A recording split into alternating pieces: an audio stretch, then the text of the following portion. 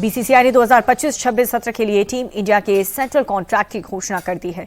Test और one day कप्तान शुभमन गिल, जसप्रीत बुमराह और रविंद्र जडेजा को ग्रेड ए में रखा गया। रोहित शर्मा और विराट कोहली को ग्रुप बी में डाउनग्रेड कर दिया गया। महिला टीम पर कप्तान हरमनप्रीत कौर, जेमिमा रॉड्रिग्स, स्मृति मांदना और दीप्ति शर्मा को भी कॉन्ट्रैक्ट में ए ग्रेड मिला।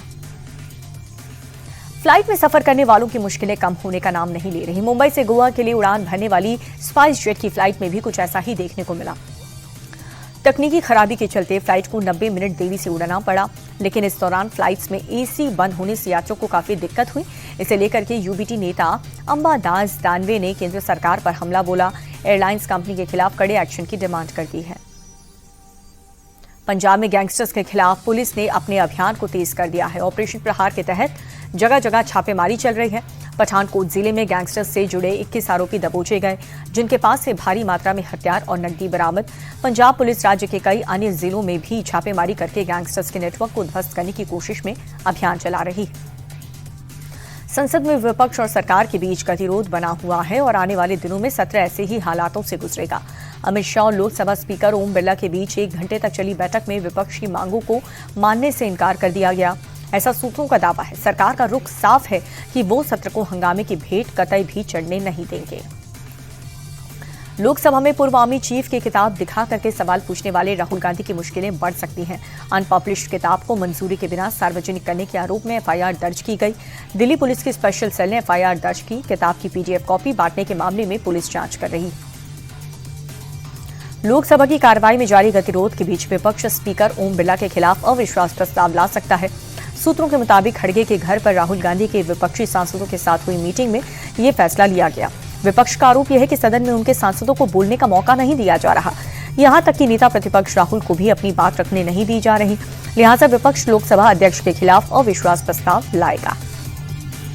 असम के सीएम हेमंता के खिलाफ असदुद्दीन ओवैसी ने हैदराबाद के पुलिस थाने में शिकायत दर्ज कराई।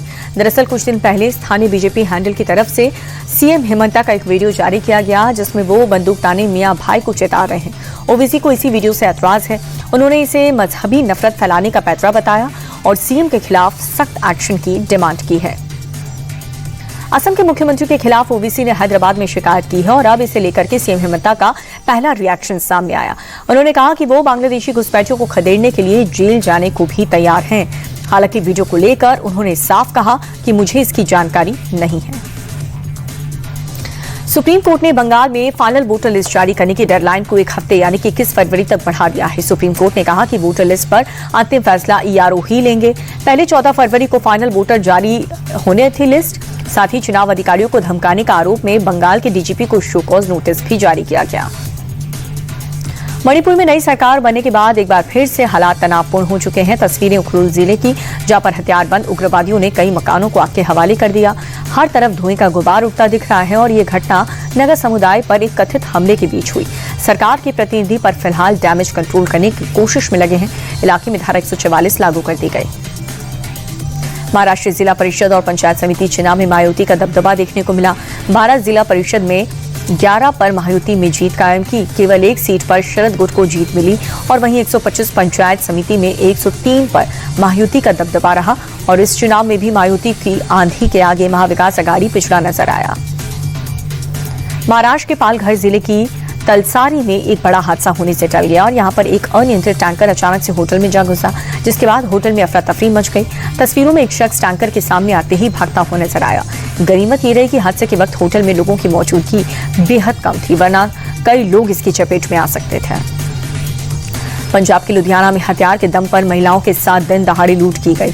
सड़क पर बेखौफ अपराधियों ने बच्चों के साथ की जा रही 2 महिलाओं को निशाना बनाया और उनसे सोने के गहने, फोन और पैसे लूट लिए।